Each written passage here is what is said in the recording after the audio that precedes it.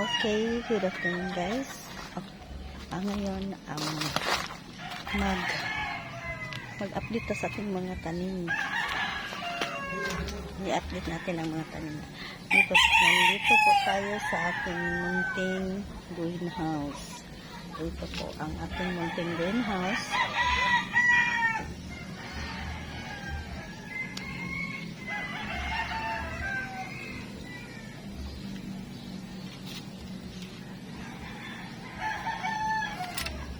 Titingnan po natin ang ating mga tanim ngayon.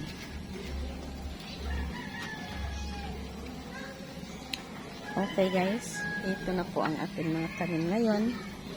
Meron po tayong kamatis dito na pa lang, kabubunga pa lang, isa pa lang po yung fruit niya.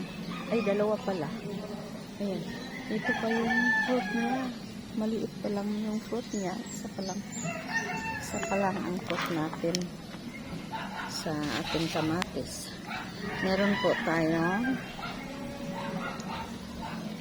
Kasi po, maliit lang po kasi itong ating greenhouse. Kaya, pero marami-rami naman po tayong na itanim dito. Kahit na maliit lang itong ating greenhouse. Meron po tayo ditong itong lemongrass. Dalawa po itong ating lemongrass. Ayan. Katatanim ko lang po ito. Ngayon ko lang po ito naitanim itong ating lemongrass. Dalawa ito. Tapos itong ating kamatis. Okay.